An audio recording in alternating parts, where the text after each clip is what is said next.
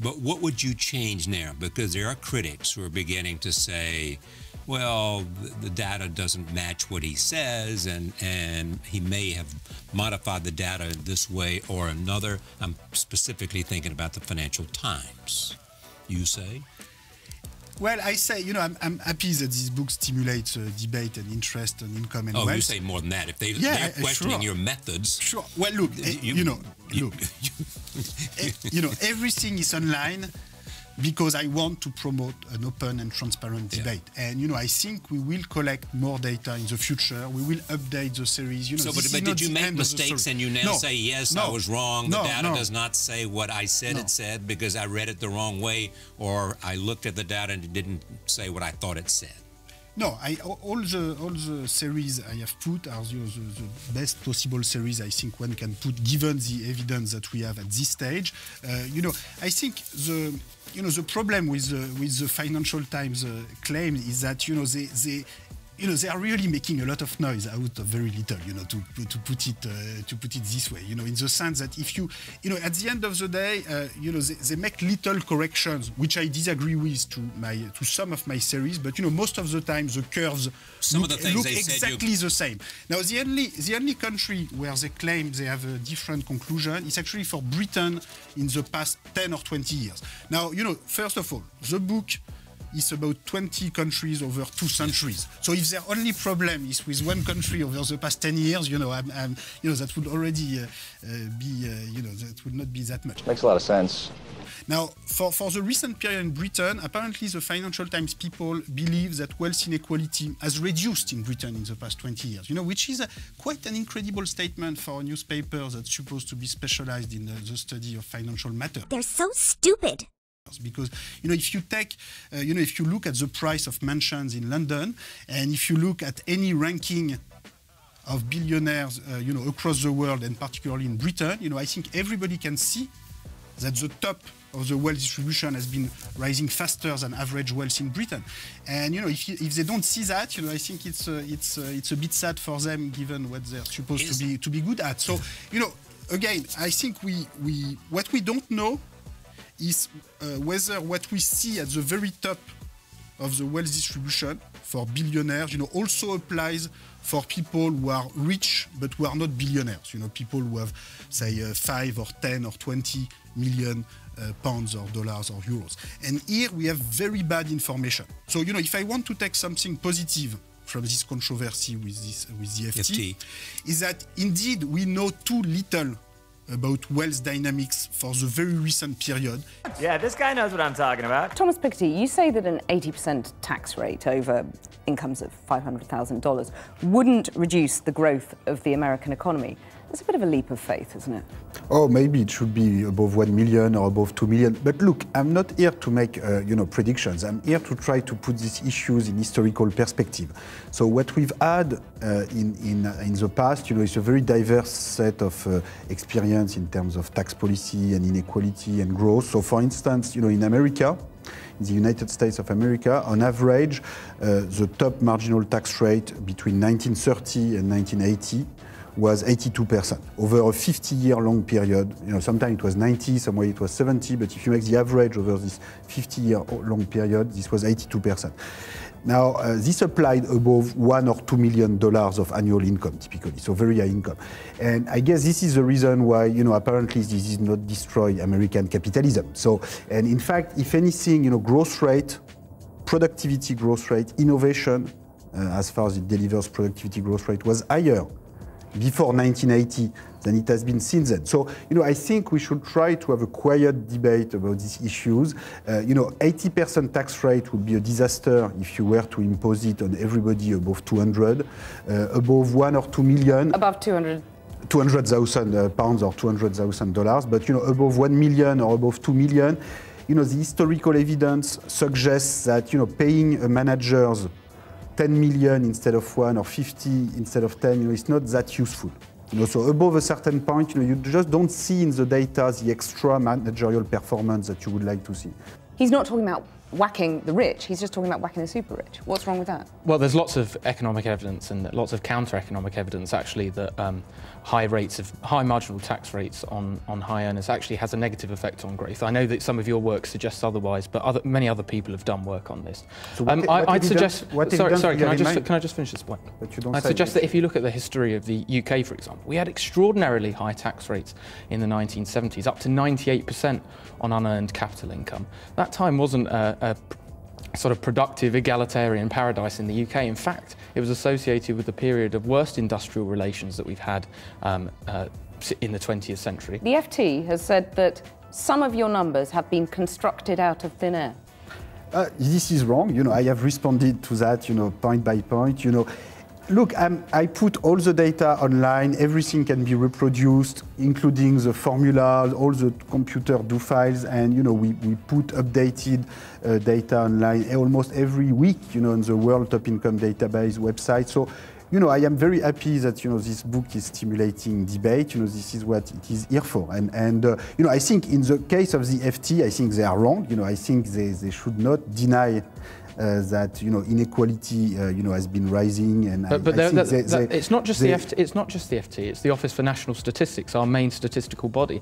And I spoke to them last week, and they're very confident about their figures. Actually, they think their survey data is extremely reliable. About the and I understand that they're doing some work. The top part of their wealth survey data? That's what they suggested to me. About the top part? That's what they suggested to me. No, look, this is self-reported data where the top is entirely missing. You know, you don't have anybody above 1 or 2 million pounds, and you have nobody at 100 million pounds. So of course, you know, if you have a wealth survey where the top is excluded from the survey, so you're saying there are people with 100 million pounds in the wealth survey? You use self-reported data for the United States, did you not? No, but this was compared with... No, but look, that's a very important point. The Survey of Consumer Finance that's organized by the Federal Reserve in the United States, you know, they compare the findings and they upgrade the top part on the basis of administrative tax data on large inheritance and on the basis of rankings of large fortunes made by magazine. As far as I know, the ONS this is extremely important. This is extremely important, though, because if the ONS is right, and if you look back at some of the other historical sources, it actually suggests that, okay, wealth inequality may have gone up a bit in the UK over the past 40 years, but it's not this huge sort of extrapolation that actually why is it so hard? Let me just ask you this. Why is it so hard to measure the wealth of the very rich? Why is that so difficult to do? Well, because they tend to hide. You know, they don't want to report it to a survey. But let me say that I agree with what you just said, which is that there's been only a limited rise in wealth inequality across Europe, and that it's only in the United States that, you know, the rise in wealth concentration has been really large. We can argue about the extent of wealth inequality, but you'd admit, would you, that it matters?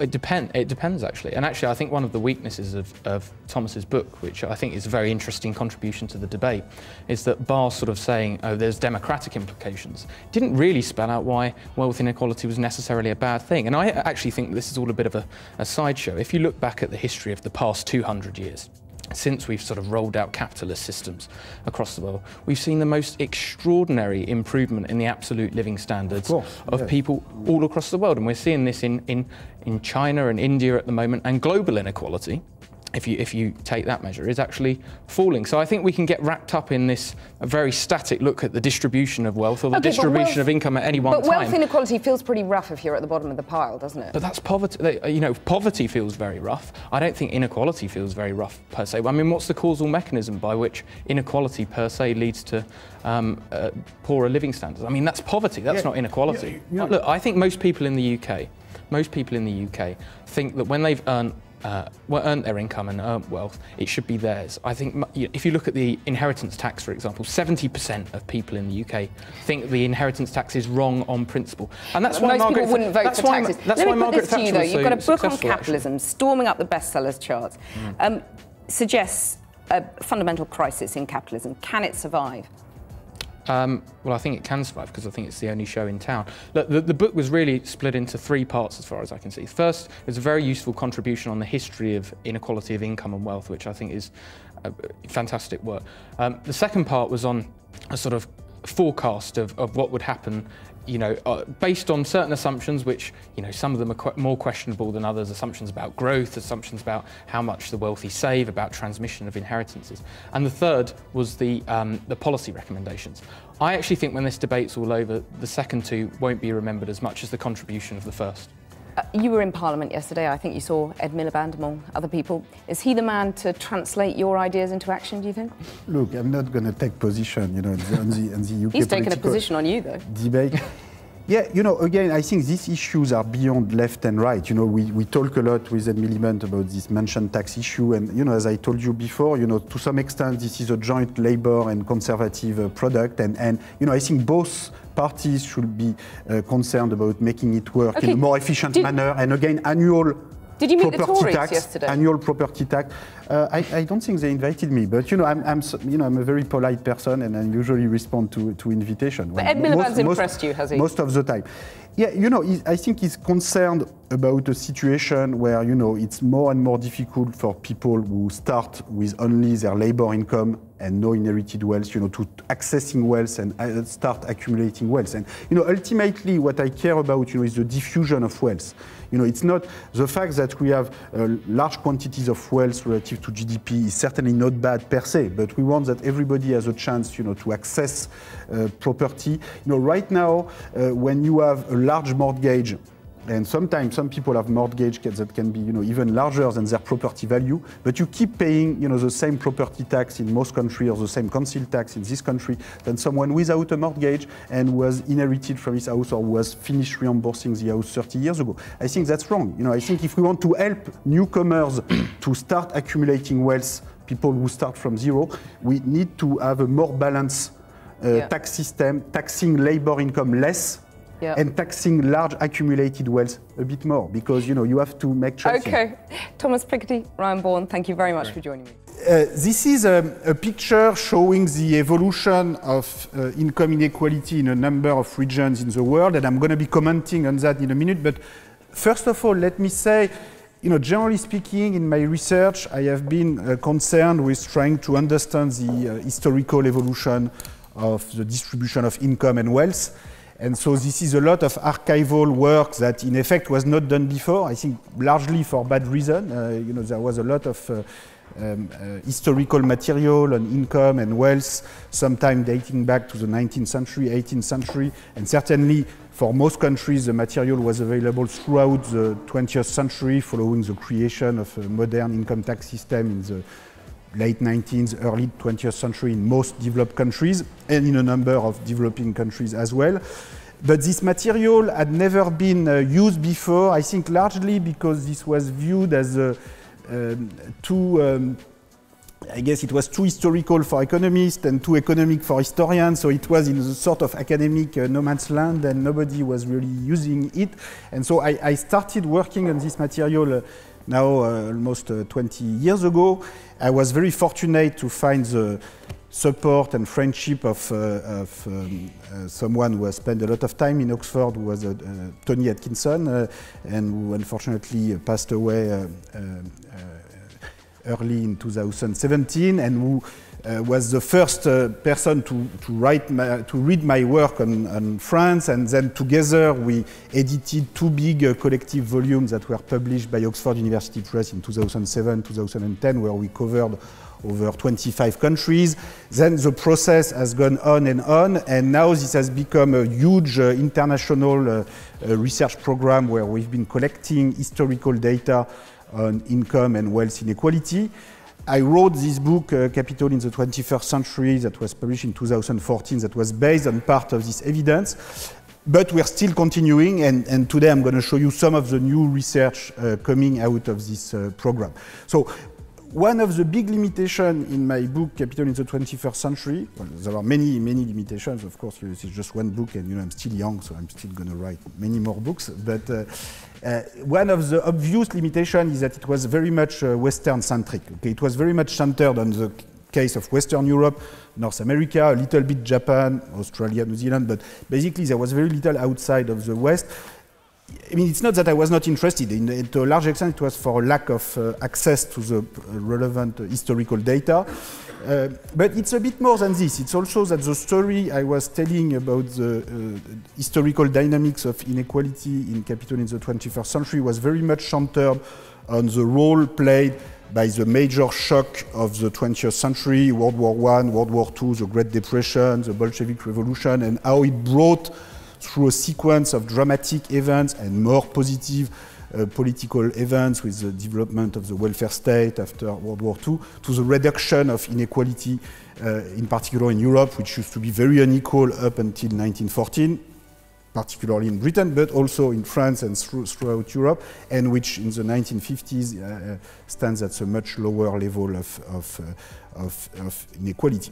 And so the story of the book Capital in the 21st Century is very much centered around World War I and World War II, but if you look at other parts of the world, you know, if you look at the dynamics of inequality from the point of view of India, or from the point of view of Brazil or South Africa, you know, world wars, well, so-called world wars are mostly European wars, and their impact on the dynamics of inequality in India, in Brazil, you know, are rather limited. Well, this had some impacts through the decolonization process that came after all of that, of course, but you know, my book, not only in terms of data, but also in terms of political mechanism and basic historical narrative, is very much centered on the history of Europe, and that's a big limitation.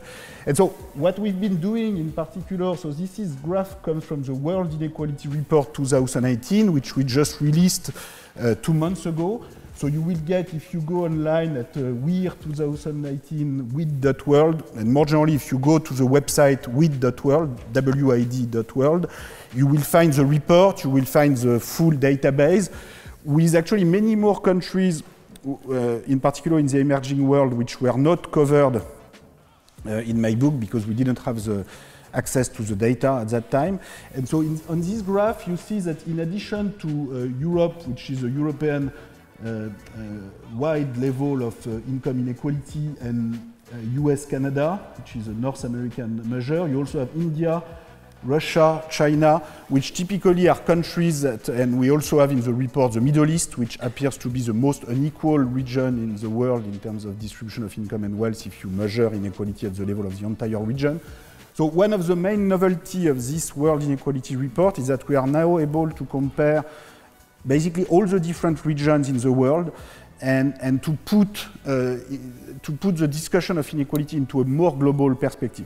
Now, if we do this, one of the first results we get, if you look at this graph, is that you have rising inequality pretty much everywhere since 1980, but at very different speed across different countries, which is interesting because, you know, if the explanation for rising inequality was just, well, okay, this is globalization and this is producing rising inequality, but there's nothing we can do about it because globalization is good and that's it, you know, you should have the same rise in inequality everywhere. The fact that you have very different speed in different countries, so typically rising inequality has been much stronger in the US than in Europe, you know, in spite of the fact that globalization, you know, did not only happen in the US, it also happened in Germany, in Sweden, you know. So you have rising inequality in those countries as well, but it's much less strong than in the US. If you compare India and China, you will also see that the rise in inequality is much bigger in India than in China, which was not terribly successful in terms of total growth. So this is also, this comparison between India and China is interesting because this shows that, you know, if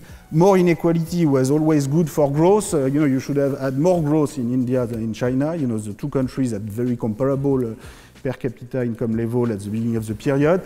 And India, in a way, got it all wrong in the sense that you have, at the same time, bigger inequality and less total growth. So, you know, from the point of view of the bottom half of the population, you really lose on both dimensions. So this means, again, this illustrates the fact that different policies can make a big difference for how the total growth coming from globalization is distributed across the population.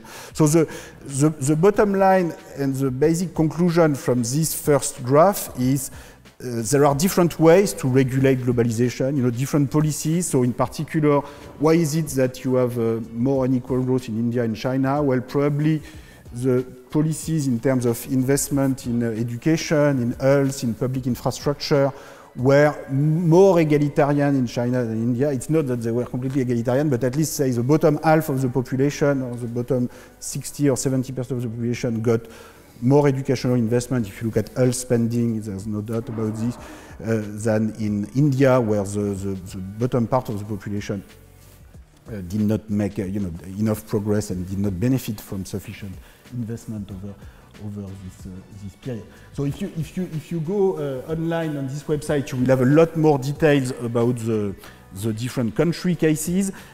What I want to point out is that some things that had not been done before, which we do in this report, is to compare inequality across big world regions. Usually people very much concentrate on inequality at the level of the nation state, or sometimes they look at the entire world. So we also look at the nation state and we also look at the entire world, but we believe that in between the two, there are some big regions which are maybe more meaningful than either the nation state or the entire world. Well, all levels of analysis are relevant, and so we try to change the frontier, from time to time when we make this comparison. One interesting implication is that, for instance, if you take the case of Europe, it is quite striking that here this includes both Eastern and Western Europe. So you do have, you do have Bulgaria with Germany. You do have, countries with very different income levels. Now, of course, putting Bulgaria with Germany increases the total level of inequality. That's for sure, but not that much. And in fact, even after you do that, the total level of inequality in Europe is much less than in the US. In fact, when we make the comparison with the US, probably we should also include Mexico, which, well, I'm not saying Mexico is the equivalent of Bulgaria for Germany, but in a way, it's the periphery of the big economic region. And in terms of total population, total Europe is 550. So UK is in the Europe, of course, here on this graph. And, I hope for a long time. But so if you only compare to the US, which is only 300 million, it will be legitimate actually to add Mexico, and then inequality in North America would be even higher.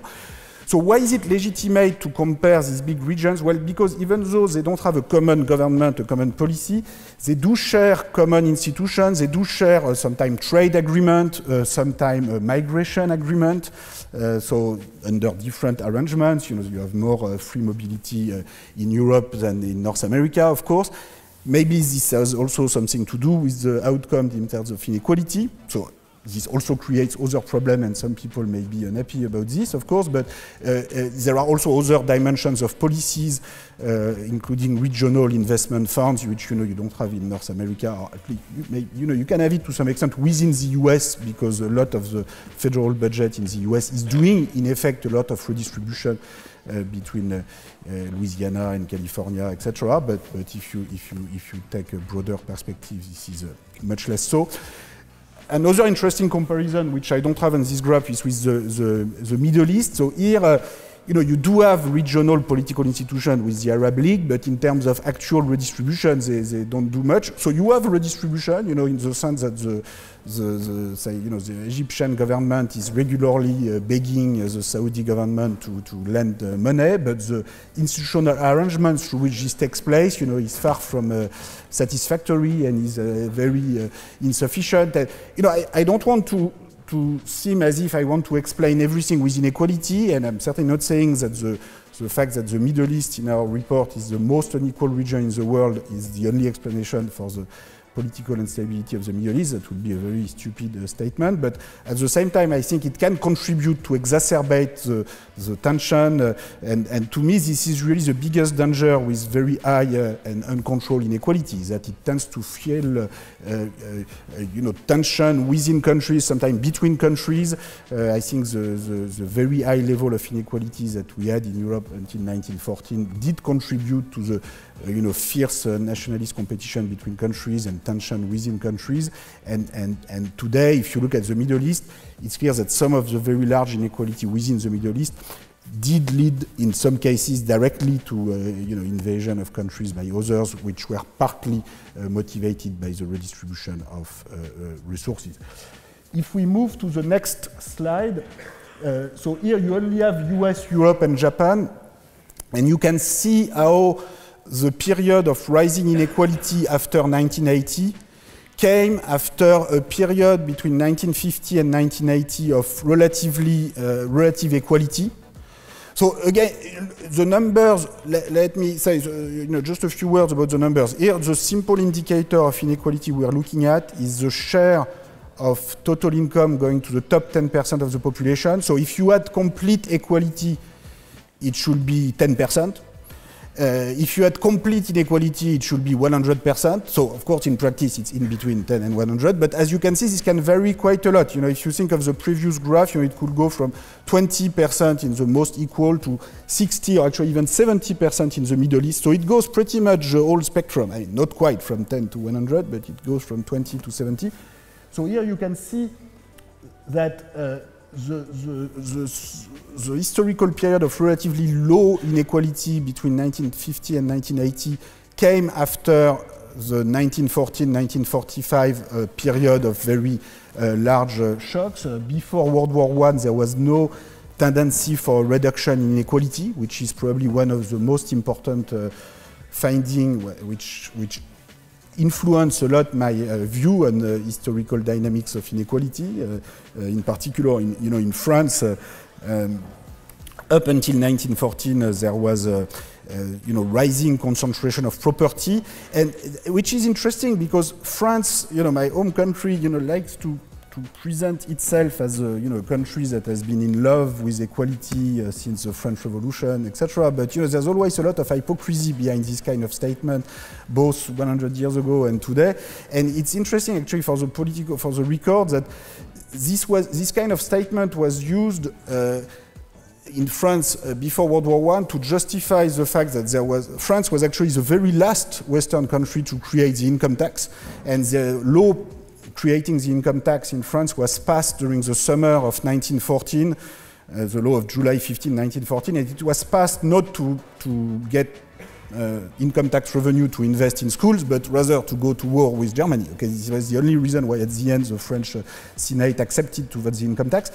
Whereas in Britain, there had been an income tax since the middle of the 19th century. It became a full-blown progressive income tax in 1908, so not that much before, but that was in peacetime. That was not for the pressure of war, so it's quite a different political process. In the US, the federal income tax was created just 1 year before the war in 1913, but this had nothing to do with the war. Again, this took a long time because you had to reform the US federal constitution, which initially made it impossible to have an income tax at the federal level. It was a very long process, but in the end, the process went until its term, and federal income tax was passed in peacetime in 1913. In Germany or Sweden or actually Japan, you had income tax that were passed even before that in the 1880s, 1890s. So France was really the very last country to... And the big argument at the time by the French Republican elite and political elite was to say, well, look, we've done the French Revolution, so that's enough, basically. We don't need an income tax, because we are already a country of equals. We have created equality through redistribution of land or whatever at the time of the revolution. So, why would we need an income tax? Whereas Britain, of course, this is such an unequal aristocratic country. They should have an income tax right away. Germany, this is an authoritarian country. They are not democratic. They should have an income tax. But we, France, we are the country of equality, liberty, etc. No need for an income tax. Except that the historical data that I've used shows that, in fact, the concentration of wealth and income in France at the eve of World War I in 1913 is just as large, almost as large as in Britain, because at that time the aristocratic landed estates already don't matter anymore. What matters is the accumulation of wealth in much more modern part of the economy, foreign investment, stock market, equity, real estate in Paris and London, and the laws governing the accumulation and distribution of wealth have little to do with the fact that you are a monarchy or a republic, and I'm very happy to be in a republic. But what matters more is whether you have a progressive tax on income, on inheritance, on wealth. So there was a lot of hypocrisy in France, but in big part of the European elite in the end. And it's only after these big shocks of World War I, World War II, the Great Depression, that attitudes towards the market and attitudes toward laissez-faire capitalism and private property change so much that you have a reduction of inequality. If you look at the following slide, you know, in the recent period, maybe the most spectacular evolution, if we look at the rise in inequality, is this complete collapse of the bottom income group in the US. So the US, which for a long time were actually not more unequal than Europe, you know, a century ago, so these things change, in the recent decades have become really a lot more unequal than Europe, as we have seen on the previous graph. And you can see that the rising top income shares at the top, corresponds to a massive collapse of the bottom share at the bottom, which is really quite striking. This also shows that the rising inequality at the top is not only a matter of symbolic justice issues. You know, it's not just, if it was just a few individuals, football players who are making a couple of million a year and who are giving us a good show, and you know, that would be nice. But here, the price to pay for the show is really quite large, you know, because the magnitude of the increase in this top 1% income share, going from 10 to 20% of total income, is just comparable, or almost exactly the same as the collapse in the share going to the bottom 50%. So how is it that the top 1% share can be twice as high as the bottom 50%? Well, it's because the average income of the top 1% is now almost 100 times, well, 80 or 90 times the average income of the bottom 50. So, whereas it used to be less than 50 times higher, about 20 times higher, 30 times higher at the beginning, so their share was twice as small. You know, it's a very simple arithmetic. You know, you have to see whether the 50 times difference in size is more or less compensated by the difference in average income. It's as simple as that. So you can find all the data online. Why is it that inequality has increased so much in the US as compared to Europe? Okay, there are many different factors that are involved, and we are not going to solve this question today. I don't know how much longer you want me to talk, but probably... As long as you like. Well, don't say that, because, you know... Well, for how long have I been talking? About 5 more minutes, if that's all right. 5 more minutes, okay, that's fine. So why is it that you have such a big rise in inequality in the US? Well, part of the explanation is probably unequal access to education, generally speaking, is probably one of the most important factors in inequality. So if you go to the next slide, this is a pretty spectacular graph relating parental income rank to access to higher education in the US. So what you have is on the horizontal axis, you have your parental income rank. So basically you can be in the bottom 10%, top 10% of parental income rank. And on the vertical axis, you have the probability to access higher education. So this is the situation as of today. Well, this was measured for people that were in university between 2012 and 2015, so this is almost today. So as you see, you know, this is very striking because you get almost a straight line, and this is almost the first diagonal. Okay, so it goes almost from 0 to 100%. Well, not quite. Okay, if your parents are in the bottom 10%, you still have a 20% chance to make it, and if your parents are in the top 10%, you only have a 95% chance to make it. Okay, so it's not exactly the first diagonal, but it's very close. And of course, this is actually an understatement because these different groups of people don't go at all to the same universities. Okay, so when you are in the bottom, you go to university, you will go to an underfunded community college, whereas in the top, you will tend to go to Ivy League schools with investment per student that can be 5 times bigger or more than in the 2-year community college. So we are talking about an enormous gap in access to higher education, which I think this is very striking because this illustrates the fact that sometimes there is an enormous gap between the official discourse about equal opportunity, meritocracy, which we all agree with, of course, and the reality of what we do. Okay, so I think there's a lot of imagination by the elite to justify inequality and to have big theoretical statements about equal opportunity, which have just nothing to do with the world in which we live.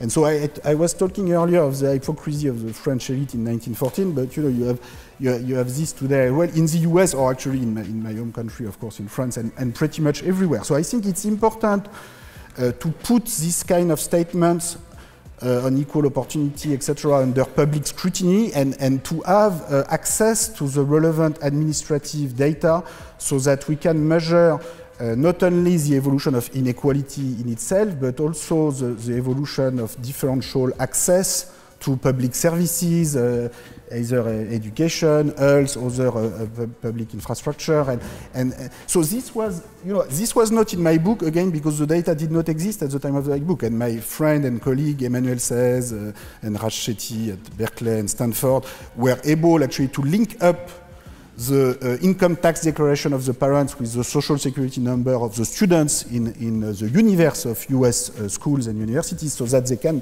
show it. So, and I cannot show you the same graph for Britain or France because we don't have access to the same data. The imperfect evidence we have suggests that it will be a bit less extreme, but the curve will of course be upward sloping as well, but probably a bit less extreme than what we have here in the US. But it doesn't mean that we should just be happy with what we have. I think we need to be a lot more demanding in terms of public transparency in order to formulate policy objectives which then can be evaluated and then can be confronted with evidence. So I think it's, I don't know, maybe one day we'll be able to have elections and government accountability where you say, okay, well, this is the starting point, where do you want to get us? Can we check at the end of your mandate where we are, or 10 years later? Or if you want to stay there, just tell us that this is the best we can do and tell us that you want to stay there. But let's be explicit and not just have general discourse about equal opportunity, blah, blah, blah, etc. Okay? So this is part of the policy that can make a difference for inequalities. There are many other policies. Maybe if you go to the next graph, this is a brief history of income tax progressivity over the 20th century. So here you have the top income tax rate applying to the highest level of income for 5 countries, the US, UK, Germany, France, Japan, throughout the 19th century, throughout the 20th century. So you can see that 1 century ago there was basically almost no income tax, and actually many people in 1900, 1910 thought that the income tax would never happen. And then it happened, and then it became really very progressive. So in particular, you can see, so Britain and the US, went to the most progressive form of income tax. So if you take, so you all know about the case of Britain, or many of you know about the case of Britain. The case of the US is also interesting. Between 1930 and 1980, on average, the top income tax rate in the US was 82%. Okay? Sometimes it was up to 91% under Roosevelt, sometimes it was only 70. If you take the average, it was 82. And this was only the federal income tax. In addition, you have state income tax of 5 to 10%, to which are not even included here. Okay? But if you take the federal income tax rate, the top rate was on average 82% between 1930 and 1980. Now, apparently, this did not destroy American capitalism. If anything, productivity growth between 1950 and 1980 in the US was actually twice as large as what it has been since the 1980s. So to the extent that productivity growth is a useful measure of what we care about in terms of economic performance, the suggests that the effects were not so bad. So I know that many people are not ready for a quiet conversation about this. It's always very difficult to have a quiet conversation about taxation. People get very excited very fast, but these are facts, and I think it's important, to re-enter this debate. Britain, each country has its own narrative as to what worked well in the past, what didn't work well. I think in the case of the US, I don't think this very high top income tax rate were any, thing like detrimental in terms of growth, as I just said.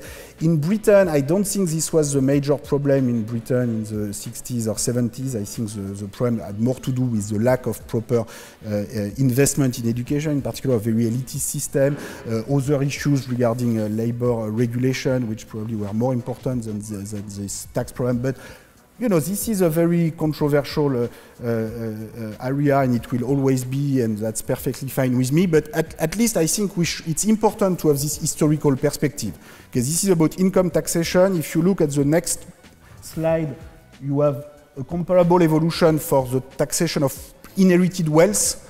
So again, you can see that US and Britain at the highest level of tax progressivity, with the top tax rate on very large inheritance around 70%, 80% during some period of time, whereas in France and Germany it was much lower. Now, of course, also these are different historical experiences. In France and Germany, a big part of the redistribution of wealth during the 20th century was done through much more violent, processes, through huge destruction of wealth during World War I, World War II, which were, almost non-existent in Britain or the US. Huge inflation, which destroyed a lot of private nominal wealth. Huge expropriation also in 1945. So, much more violent way to redistribute wealth, which is also why France and Germany did not use progressive taxation as much as Britain and the US. I mean, I tend to prefer progressive taxation, which I think is a more civilized manner to do it. So I tend to prefer the US and British way in the 20th century. But anyway, this is part of our legacy.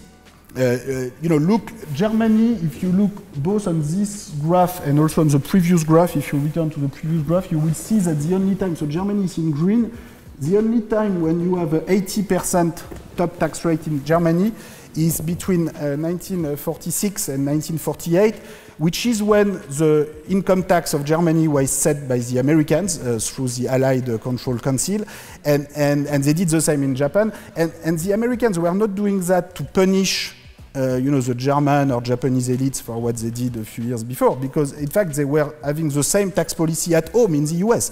So this was not at all a punishment. In fact, in the US view of the time, this was part of the civilization package, so to speak. You bring the democratic institutions together with the fiscal institutions that would prevent democracy from becoming a plutocracy. So, I know this can seem very exotic to some of you, but, it is not so long ago. And, these things will change again in the future. And I think the best thing we can do in order to try to, contribute to the discussion about future evolution, which will take different forms with different institutions, and, I'm not able to predict the future. But if we want to prepare ourselves to this important discussion, I think looking at this historical record and being aware of this historical record, which sometimes is not even the case, people don't recognize this, is important. So I'm going to stop here. There's a lot more material, in particular about the evolution of the structure of political cleavages, the rise of what I call the Brahmin left in some of my recent work, which I will talk more tonight in the lecture. If you have questions, I can also show you some material from this research right now. But for now, let me stop, and thank you all for your attention. Thank you.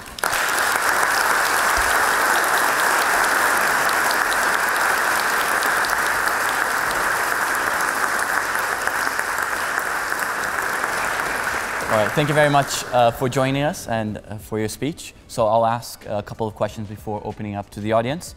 So you argued about the importance of having strong institutions, and as your research in the coming years starts to focus more and more on developing countries, what role, if any, do you think democracy has to play in reducing inequality? Well, that's a tough one as a first question, but I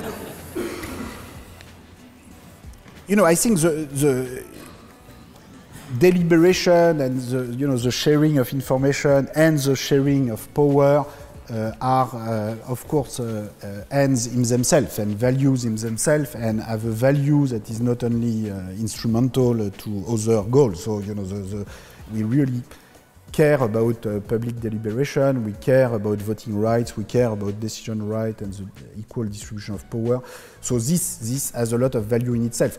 Now, of course, it can also have an instrumental value in generating a more equitable policy and reduction of inequality.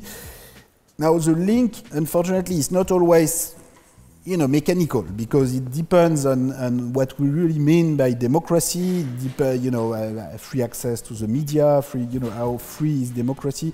This depends also on the power of ideology, which is sometimes sufficiently strong to prevent redistribution from happening. Certainly, the experience from Europe, from that viewpoint, is a bit mixed, the historical experience, in the sense that you have universal suffrage from the 1870s to World War I. Well, not quite universal suffrage, but you have quasi-universal suffrage for male in some countries, for instance in France.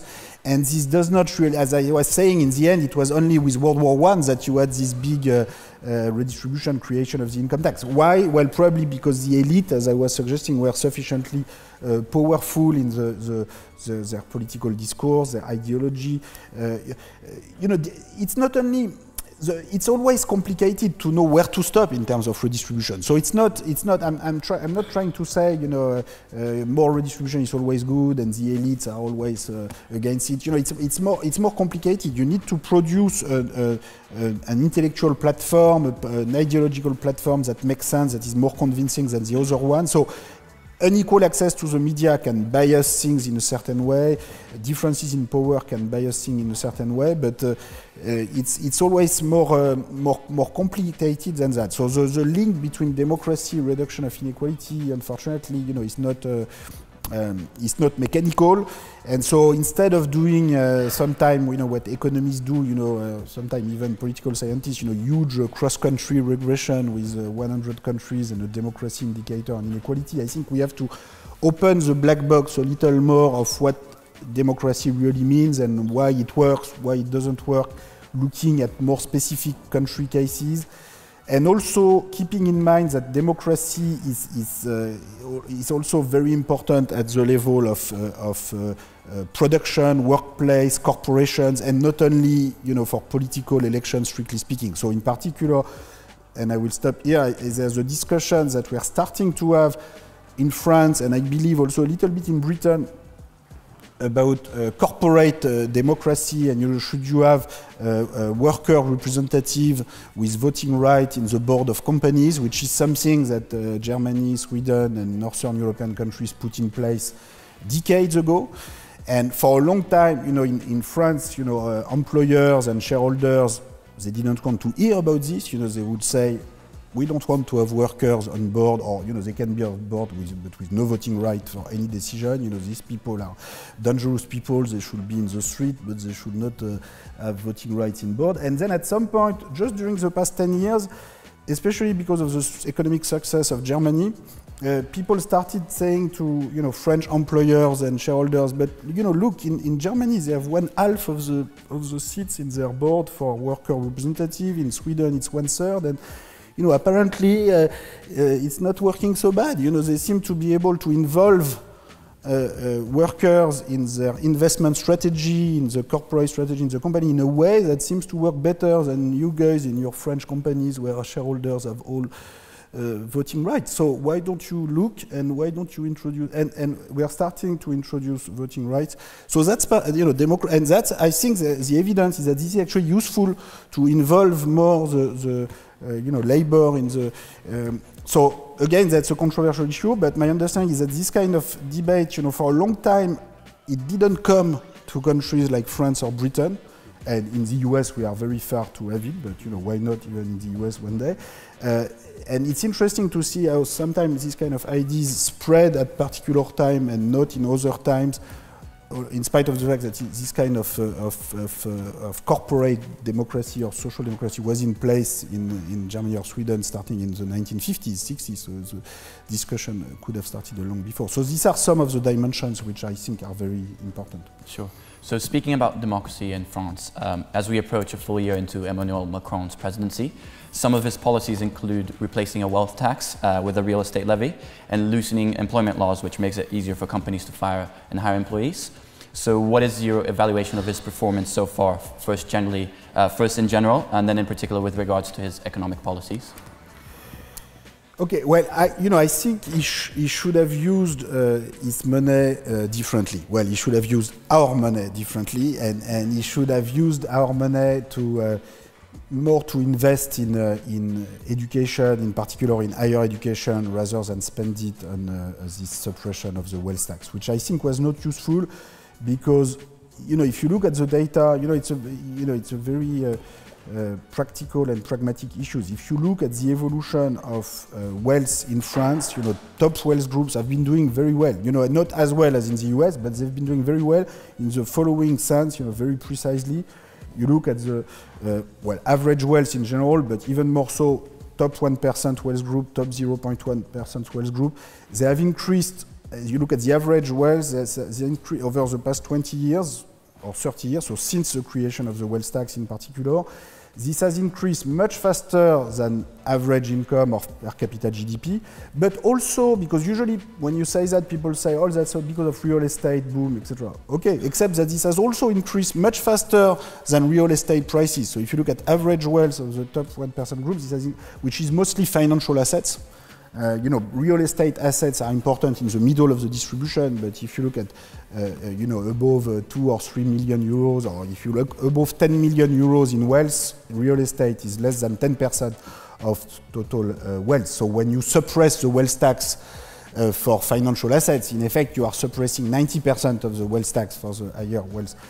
And what you see in the past 20 years is that, in fact, average wealth reported in these top groups has increased even more than average wealth below in the distribution, which itself, because of real estate, has increased a lot more than per capita GDP. So in other words, the tax base, the idea is that everybody is fleeing France with their wealth and that the tax base is disappearing is just factually completely wrong. It's not there in the data. So maybe the tax base would have increased even more without, Frenchmen going to London or Brussels or whatever. But all I can tell you, as this I cannot say, but all I can say is that already with what's left, it has increased hugely faster than the wage bills and all other incomes, all other assets. So when you have a tax base that's growing so fast, explaining that the priority is to get rid of the specific tax that's trying to get a little bit of money out of this tax base, strikes me as completely crazy. Okay? This is just the opposite of economic rationality. I mean, so this is done in the name of economic rationality and economic pragmatism, but this just doesn't pass the simplest test you want. Now, this is a lot of money. Okay, the 5 to 6 billion euro per year of tax gift to the top income and wealth groups that were made, half of it through the wealth tax and the other half through dividend and interest tax reduction for top groups. So in total, it's about 6 billion euro per year. This is, you could say, well, it's not much. Well, it's almost, it's actually the equivalent of 40% of the total budget for higher education for universities in France. So this is a lot of money. And if we had a lot of money that we could do both, and we could reduce all tax and increase all spending, and of course that would not be a problem. But given that we are not going to be able to spend the same money twice, and if you look at higher education, in particular in France, the total budget has been more or less stable over the past 10 years. There's been a little bit of nominal increase, which sort of compensated the little inflation, but in real terms, the aggregate budget is stable, except that the total number of students has increased by 20%. Okay, so spending per student has declined by 20% at a time where everybody talks about human capital, innovation, etc. And so Macron certainly talks a lot about innovation and human capital. But you have to do the investment otherwise. So we've put, right now in France we have almost 80% of a cohort, or 70 to 80% of a cohort that goes at the end till the end of high school to baccalaureate. it used to be 50%, 10 years ago or 15 years ago. So this has increased very fast, which is good in itself, except that we've not increased the budget to have the university and the schools either 2 year or 3 year, or you don't want necessarily everybody to go to a PhD, but at least you want the people who have done at the end of high school and who are applying to go for higher education, which they are all strongly advised to do. You need to have the relevant investment, which you don't have at all right now. So I think, it would have been a better strategy to prepare the future. The other part of the Macron agenda, which is disappointing to me, is the European agenda. Okay, there's a story right now in I don't know in British media, but in the French media, basically the story is, okay, we have a fantastic president, who has made a fantastic proposal to reform the Eurozone and the rest of Europe, but unfortunately, Germany and Netherlands and our neighbors are not as fantastic as our president, and they are not able to follow on this fantastic proposal, and this is really sad. So this is basically the narrative that you read every morning in the French media. And this is tiring to me, because there is no such proposal. Because there's been no precise proposal on Eurozone budget and Eurozone reform. And that's sad, because we actually need to reform, the Eurozone. I've written, I noticed that you made reference to the presidential campaign. So last year I was involved in a very particular part of the presidential campaign and the Hamon campaign, which was about reform of European treaties. So I wrote with a group of French European law specialists and political scientists. We wrote a proposal for a new treaty to democratize Europe, in particular to democratize the Eurozone. I'm not going to get into the details, but basically the idea is that the way we govern the Eurozone, and we've been governing the Eurozone crisis in the past 10 years, is not working. You cannot put around the table, it's not enough to have around the table a group of finance ministers who in the middle of the night announced that they have saved the Eurozone for the 10th consecutive time in 10 years, and then the next day you realize that they don't even know themselves what they have decided during the night, and you have no public deliberation, you have no... This is the Europe of the Congress of Vienna in 1815. This is not the kind of Europe that we want for the 21st century. So I think we need a Eurozone assembly, which in our view, in our proposal, should be based on members from national parliament, the French National Assembly, the German Bundestag, in proportion to the population and the different political groups, because in the end, these are the national assemblies that are voting the national tax and that have the legitimacy to actually put money together. If we want to do something in the Eurozone to rescue Greece or whatever, at the end of the day, it will be the Bundestag, the French National Assembly, that will give the green light for the national taxpayer money. So given that all the different national parliaments have veto power, in effect, it's actually better to put all this veto power together to have a national assembly at the Eurozone level, or at the broad European level, if one day everybody joins the Eurozone and Britain returns to Europe and everything is fine and everything is working, which of course is not exactly what's going to happen in the short run. But anyway, this is the other, to me, this is the other big limitation of what Macron has been doing, is that he's pretending to make proposal for Europe, but if you dig into the details, which are not details, which are important, there's actually no precise proposal. So there is no real discussion that has started in Europe so far on these difficult issues. Perfect, thank you. So now we'll open up to a few questions from the audience. So if you have a question, please raise your hand and wait for the microphone to get to you. Please stand up and ask your question. So we can start with the lady in the first row, just over there.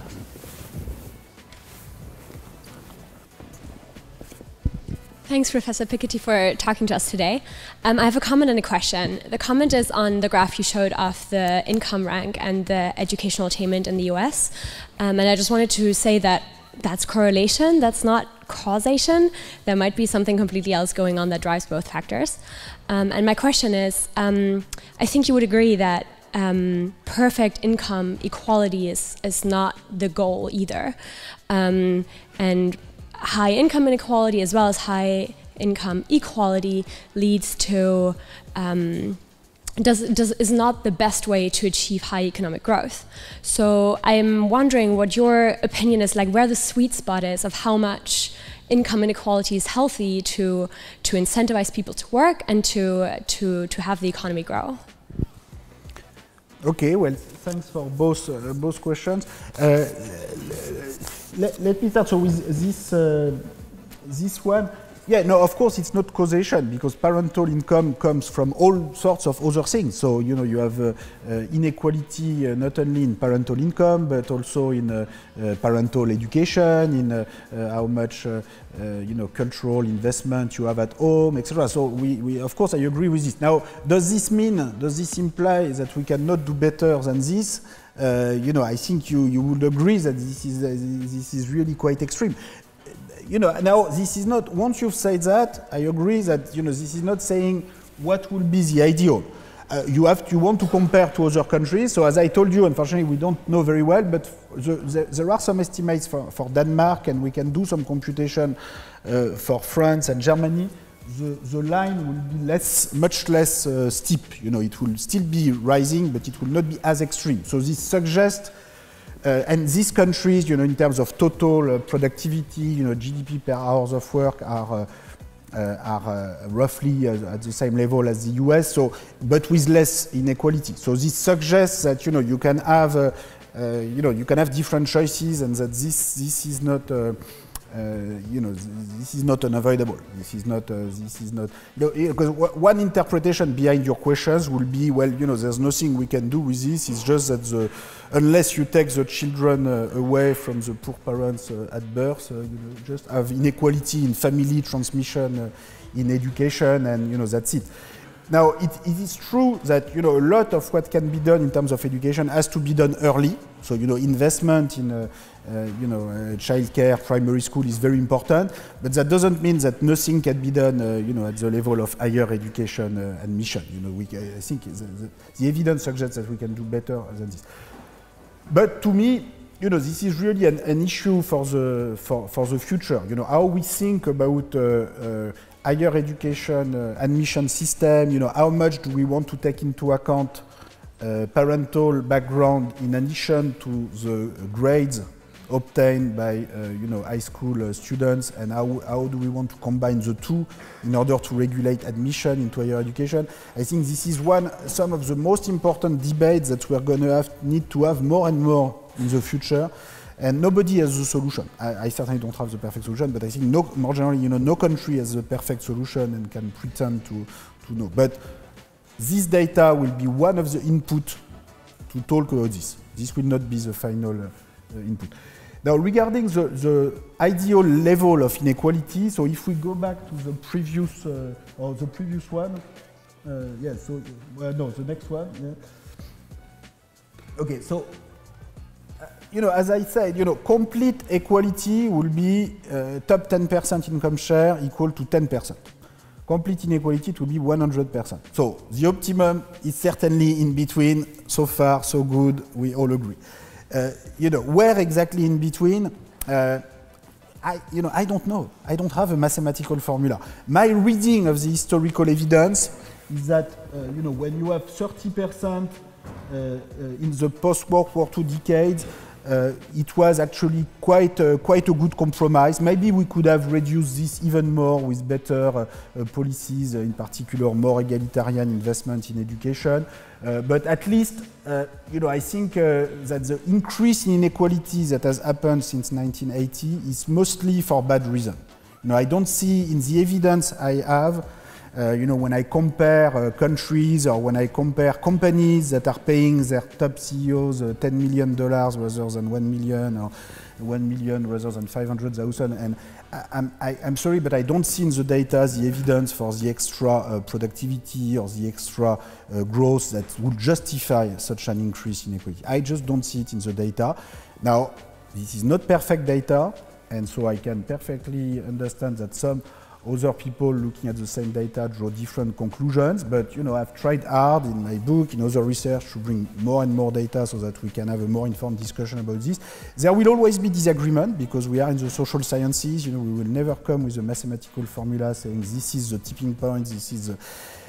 But at least I would like, people who want to participate to this discussion to look at the data as well, because this is a discussion where people have very strong views, which is fine. This is what makes this discussion interesting. But sometimes they don't really engage in the discussion. They don't really look at the data, I think, seriously enough. So to summarize, yes, going toward 50% or even more, 60, 70% in Russia or the Middle East for the top 10% come share, I think is not socially useful in the sense that this is not bringing the kind of extra innovation, productivity that will be good for the bottom part of society and that will justify such an increase in equality. We can do better than this, I think. Thank you. So we have time for one more question. So we'll go to the lady in the first row. Thank you. In Capital in the 21st Century, you talk about an ideal end state of a global tax on wealth, but also the immense challenges of getting there. Have you seen any governments or organisations that are inching towards that? What's the best practice in getting more of a tax on wealth? Well, there's been some progress in the fight against tax haven and financial opacity, but really much more limited than what some people pretend. So, let's get to the optimistic side. I think there is some evidence in recent years that it's not so complicated to make progress. So if you think of, bank secrecy in Switzerland, people for many years said, okay, this will never go away. Switzerland is so powerful. How would they accept? And then it just took, a few US sanctions saying basically to Switzerland, well, if you don't change your law, your banks will completely lose their banking license in the US. And the next day, Switzerland said, okay, well, then maybe we're going to change our law. So, the good news is that it's actually not so complicated to have this kind of change. But the bad news is that it's not going to come just like this, by having some polite discussion with the people who benefit from financial opacity. You need to have some sanctions. And I think this is a big limitation, in particular in Europe, of the kind of talk we are having about how to fight tax evasion and how to fight the fact that many corporations or high wealth taxpayers are evading taxation, is that we're having polite conversation, but we are never very serious about the sanctions. And so in the case of Switzerland, yes, this was for the US. It was just the threat of losing the banking license. In the case of Europe, Gabriel Zuckman, who was teaching at Berkeley, has done some computation showing that the gains for Switzerland of the bank secrecy, or the remaining part of bank secrecy, because there's still a lot more that should be done. The gains for Switzerland are equivalent to the cost that will be imposed on Switzerland by approximately, I think, 15 or 20% tariff imposed by Germany, France, and Italy. So this is not an atomic bomb, but this is a pretty big sanction. And the problem is that we have been accustomed for so long that you can have free trade and free circulation of goods and services in exchange of nothing at all, without any counterpart in terms of regulation, either fiscal, financial, environmental. We've been accustomed for so long for the idea that you can have it all, without that. For many people, it seems like unthinkable of having this kind of sanction. But if you don't, the purpose is not. I am in favor of free trade. But you need to have a sanction. Like in the case of the US with the Swiss bank secrecy law, if you want to have results. So that's. You don't need a war. You don't need a huge political shock. But you need real sanction more than talk. So is this going to happen finally? I don't know. We'll see. All right. Thank you very much. Unfortunately, that's all we have time for.